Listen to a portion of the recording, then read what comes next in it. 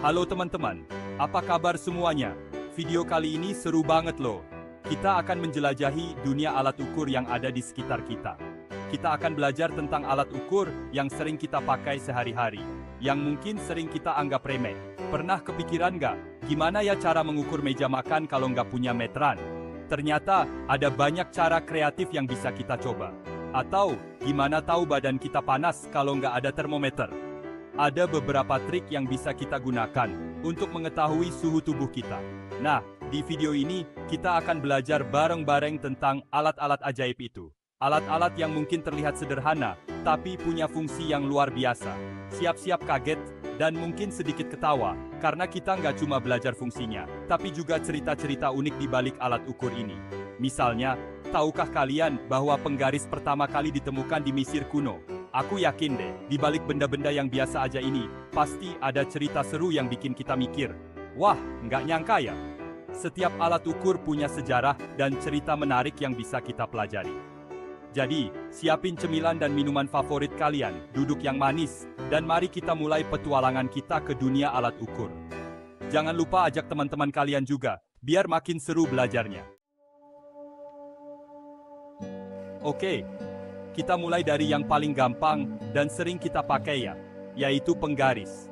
Penggaris adalah alat yang sangat sederhana, namun sangat berguna dalam berbagai situasi. Dari SD, kita udah akrab banget sama benda satu ini.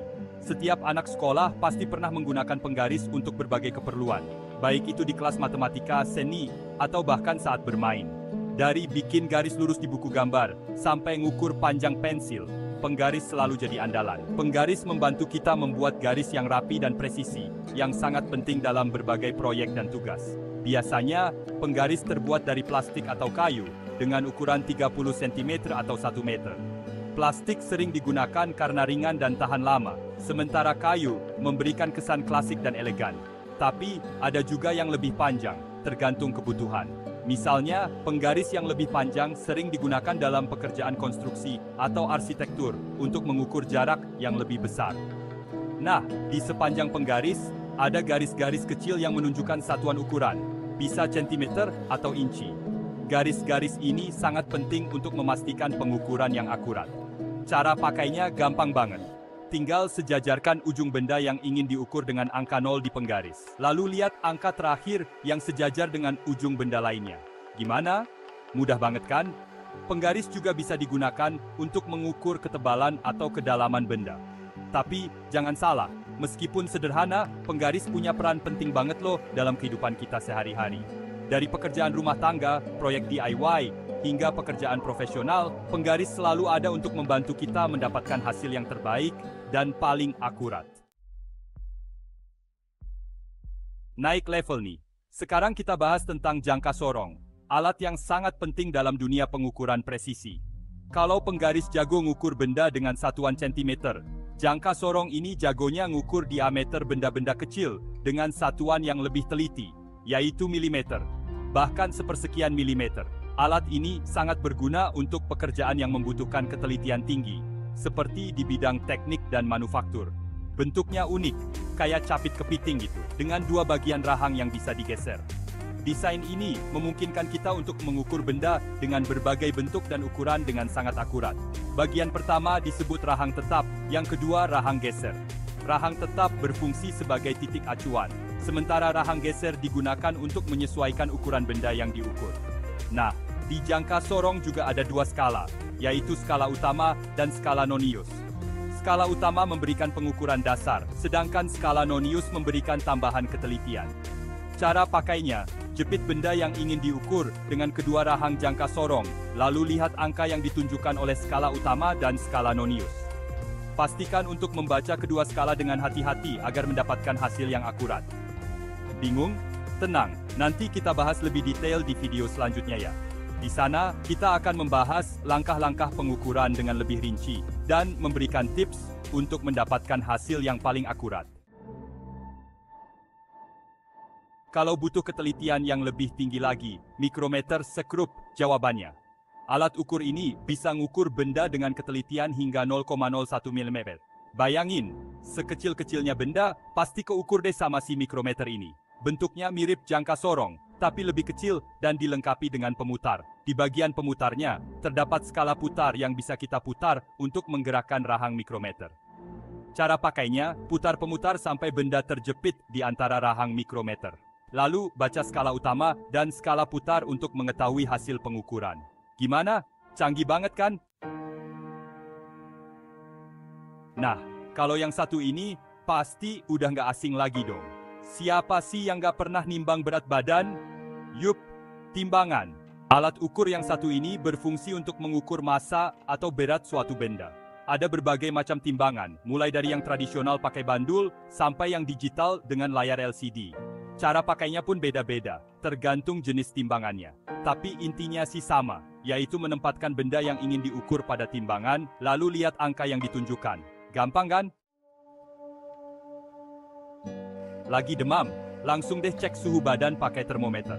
Alat ukur yang satu ini berfungsi untuk mengukur suhu, bisa suhu tubuh, suhu ruangan, atau bahkan suhu makanan. Ada berbagai jenis termometer, mulai dari yang tradisional pakai air raksa sampai yang digital dengan sensor inframerah. Cara pakainya pun beda-beda, tergantung jenisnya. Tapi intinya sih sama, yaitu menempelkan atau mengarahkan termometer ke objek yang ingin diukur suhunya, lalu lihat angka yang ditunjukkan. Pernah dengar tentang barometer? Alat ukur ini mungkin nggak sefamiliar timbangan atau termometer, tapi punya peran penting loh dalam memperkirakan cuaca. Barometer berfungsi untuk mengukur tekanan udara. Cara kerjanya, barometer akan mendeteksi perubahan tekanan udara di sekitarnya. Nah, perubahan tekanan udara ini bisa menjadi tanda perubahan cuaca.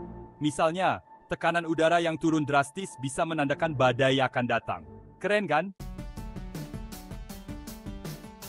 Buat kalian yang suka nonton berita cuaca, pasti nggak asing dengan alat ukur yang satu ini. Anemometer berfungsi untuk mengukur kecepatan angin. Bentuknya unik, kayak kincir angin mini gitu. Cara kerjanya, baling-baling pada anemometer akan berputar ketika terkena angin. Semakin cepat angin bertiup, semakin cepat pula baling-baling berputar. Kecepatan putaran baling-baling ini kemudian diubah menjadi kecepatan angin yang ditampilkan pada layar. Pernah merasa udara di sekitar terasa lembab banget? Nah, untuk mengukur tingkat kelembaban udara, kita bisa menggunakan hygrometer. Alat ukur ini berfungsi untuk mengukur kadar air dalam udara. Cara kerjanya, hygrometer akan mendeteksi perubahan kelembaban udara di sekitarnya dan menampilkannya dalam bentuk persentase. Hygrometer biasanya digunakan di tempat-tempat yang membutuhkan kontrol kelembaban udara, seperti gudang penyimpanan atau ruangan server. Masuk ke dunia elektronik nih. Voltmeter adalah alat ukur yang berfungsi untuk mengukur tegangan listrik. Biasanya, voltmeter digunakan oleh teknisi elektronik untuk mengecek tegangan listrik pada suatu rangkaian. Cara pakainya, hubungkan kedua ujung kabel voltmeter ke titik yang ingin diukur tegangannya. Lalu, lihat angka yang ditunjukkan pada layar voltmeter. Ingat ya, hati-hati saat menggunakan voltmeter, karena berhubungan dengan listrik. Pastikan kalian sudah memahami cara penggunaannya dengan benar. Nah, kalau yang ini masih saudaraan sama voltmeter, yaitu ampermeter. Bedanya, ampermeter berfungsi untuk mengukur arus listrik yang mengalir pada suatu rangkaian. Cara pakainya, hubungkan ampermeter secara seri dengan rangkaian yang ingin diukur arusnya. Lalu lihat angka yang ditunjukkan pada layar ampermeter. Sama seperti voltmeter, hati-hati ya saat menggunakan ampermeter, karena berhubungan dengan listrik. Pastikan kalian sudah memahami cara penggunaannya dengan benar.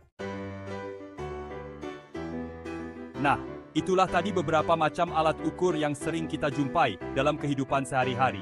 Gimana? Ternyata banyak banget ya jenis Jinutfungmizi, mulai dari yang sederhana, seperti penggaris, sampai yang canggih, seperti mikrometer, skrup, semua punya peran penting dalam membantu aktivitas kita. Semoga video ini bermanfaat dan menambah wawasan kita tentang alat-alat ukur di sekitar kita. Terima kasih sudah menonton. Jangan lupa like, komen, dan subscribe untuk video menarik lainnya. Sampai jumpa di video berikutnya.